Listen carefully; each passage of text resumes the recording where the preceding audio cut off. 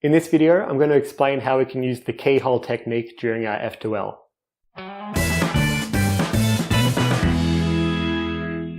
So now I'm going to teach you the keyhole method during F2L, and when done well, this can be super quick and save you a lot of time and moves during your F2L. Don't do it too often, but there are a lot of easy cases in which keyhole can be very advantageous. Fundamentally, what we'll do is misalign the cross layer during our F2L, and then either insert a corner or an edge into this position and then realign the cross pieces. Now, the situations in which we can actually use keyhole are where we have a corner piece without an edge piece solved, or for example an edge piece without a corner piece solved, and we have a free F2L slot as well that we can work with. So in this example, only the back left slot here is solved, and we have this slot and this slot which we can do keyhole. So instead of solving these two normally, perhaps by rotating and putting this one up into the top layer and moving it across and inserting it like that, if we're at this angle, all we need to do is, if we do a D, this brings these two cross pieces over here, the red and the green one, and we can easily just insert this corner in between those, noting that this slot is free, and then do a D prime, and now our F2L pair is entirely solved. So undoing that, again, D moves this position over here, RU prime R prime, puts the corner in, and D prime realigns the cross and solves the F2L pair. So that's literally only 5 moves as opposed to, a rotation plus maybe 8 moves or more. We can do keyhole again to insert this edge, but we need to pay attention to which pairs are solved and which way we're turning the D layer. So here, this F2L pair isn't solved. So for example, if we do a D prime like that, we don't really care what happens to this corner because it's our last layer corner. So having done a D prime, we can then insert this edge into its correct position. And then when we do a D, this F2L pair will be entirely solved. So that's doing keyhole to solve an edge into its position if we already have a corner solved. Generally, I do like to use this technique quite a bit to insert edges, as the edge insertion algorithm, when you already have a corner solved, is quite long and can sometimes disrupt the flow of your F2L.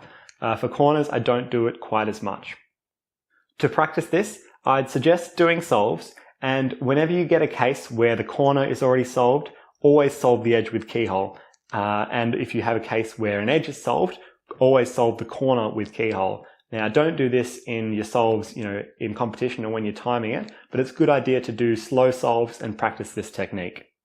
I also wouldn't recommend doing a D2 keyhole. Only do D and D prime, because D2 finger tricks can be quite awkward during F2L, especially when your hands aren't set up for them.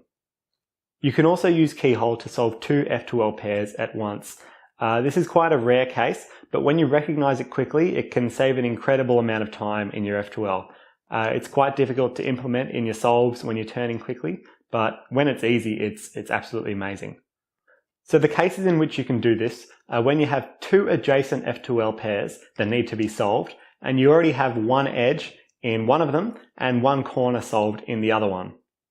So what you should do in this case is move the unsolved pieces next to one another by using keyhole. So in this case, we do a D to move this corner position over here underneath this unsolved edge position.